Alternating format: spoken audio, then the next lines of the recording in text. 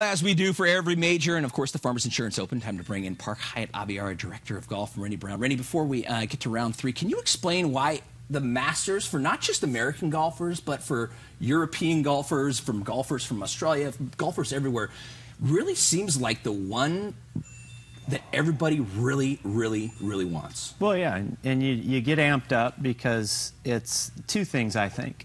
One, it's the first major of the year, so everybody's always very excited for that, both players, fans, golfers in general. You want to gear up for the Masters because it's the first major of the year. And then secondly, and I think most importantly, it's the only major that you play at the same golf course every year. So no matter if you're one of the players or I think more translating to the fans of golf, you feel like even if you've never been there before, you know every hole.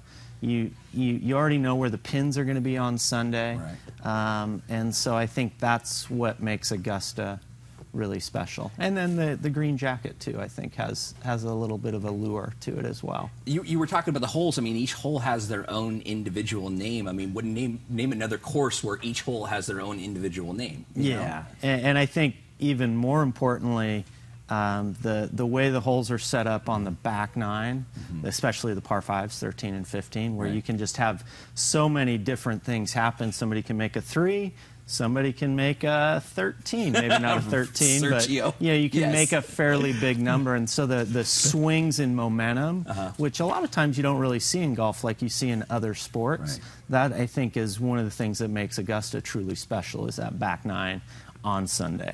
Well, you know, I'm just like you. I'm a kid of the 80s. I grew up watching Larry Bird. I grew up watching Michael Jordan. I grew up watching Magic Johnson. And I just remember that being the heyday. Don't forget Dr. J. Dr. J. Favorite. Okay, yes. My favorite. Of course. And those guys, they had this allure. Now, we have all these guys in golf that are really good, and they're, as good as, some of the other golfers. But nobody has the allure. It doesn't matter how far out of it they are.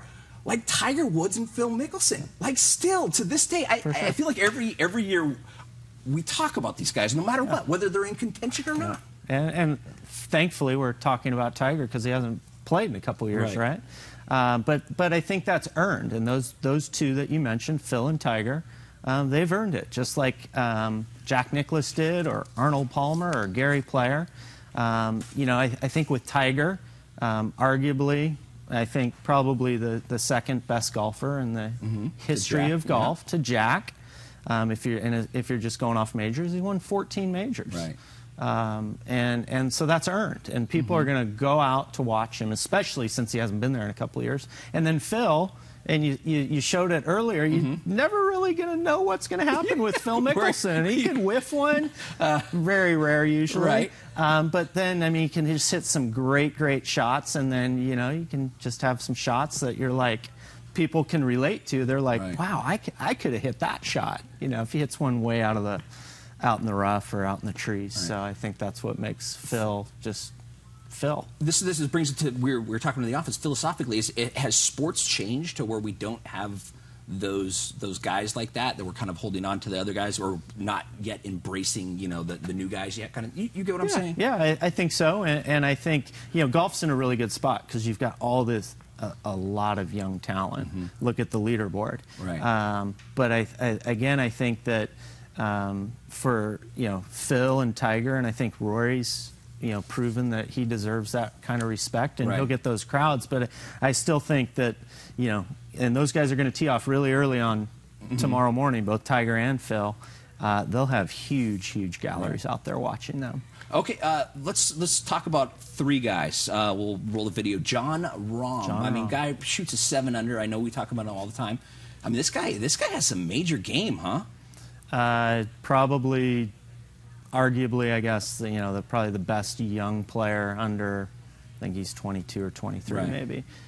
He'll win a major, and I wouldn't be surprised if it's sometime this year. A guy with the lure, Rory McIlroy. Everybody seems to. That's a guy who I think kind of is almost to that Phil and Tiger category. Yeah, I think he needs to win a couple more, and he's in a great position. I mean, it could just be a 2-horse race tomorrow. I mean, you got Fowler there too, but if Patrick Reed slips up at all, Rory will be right there. And I think he really learned from a few years ago when he kind of had the Sunday collapse. Yeah, he could very well complete the career Grand Slam tomorrow. And I like to call him the People's Chain because everybody seems to love Ricky Fowler. Ricky Fowler. You know, I mean, he's also kind of our local guy almost up in Murrieta, Temecula. Yeah, I mean, he kind of reminds me of Arnold Palmer a little bit, and the crowds just love him. I mean, you go to any golf tournament, and you see them wearing the flat brim, orange things. Yeah, he's great for golf. I think Ricky, if either Rory or Patrick Reed tomorrow play halfway decent, I think he's a little too far back. Right. But if those guys don't have a great day tomorrow and Ricky can throw up another 66, 67, I think he shot 65 today, he's got a great chance. And he's already, he's won not a Grand Slam event, not one of the majors, but he won the Players, which is kind of considered their fifth major. So he's certainly got the game. It's a matter of time, I think, for him as well to finally win one and crack through and get his first major. Patrick Reed, the leader, 3 shots, but he was also named the most hated player in golf recently. You know, he got expelled from Georgia. I mean, playing with Rory on Sunday with a 3-shot lead, I mean, people aren't going to be cheering for Patrick Reed. People are going to be cheering for Rory. And, sitting on a 3-shot lead heading into Sunday, you were talking about it. I mean, that makes for a restless night, doesn't it? Yeah, I think so. Patrick Reed has proven himself in the match play events, the Ryder Cup and the President's Cup. Right. He's kind of one of the stalwarts on the American teams. Played really well. He has won some tour events. He has not won a major, and I think it'll be. I think he would have been better served to not quite play as well today. Right. That might sound weird. No, it doesn't sound weird. But at all. I think he's just like you said a little bit. Tonight's going to be different for him. Everything's going to be different.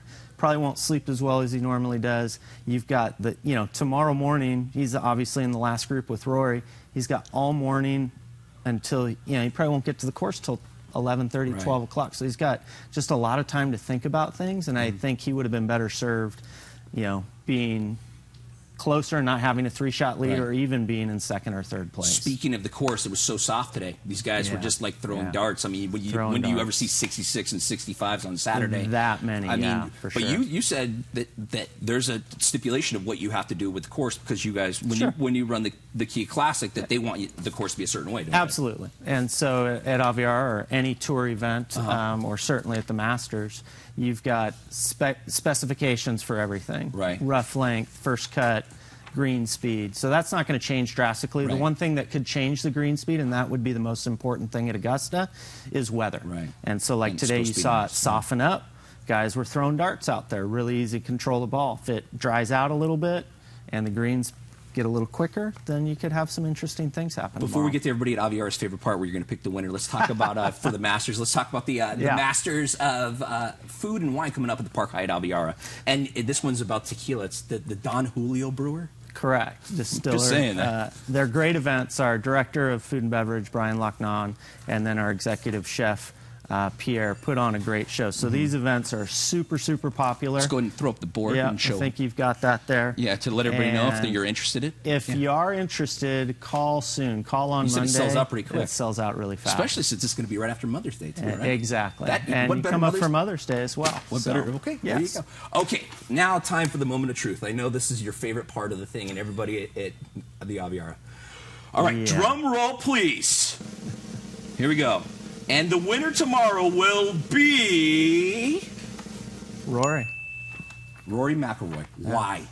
I don't know. Brian Lochnan, our Director of Food and Beverage, is from Ireland as well. He said, don't pick Rory. Don't jinx him. I think that, again, he's going to win the Masters, complete the career Grand Slam. It slipped through his hands, his fingers, a few years ago with a really bad collapse on the back. And I think that Patrick Reed will have a few hiccups, and I think Rory will be there to take it from him and win it. Renny, thank you very much. Thanks for having me.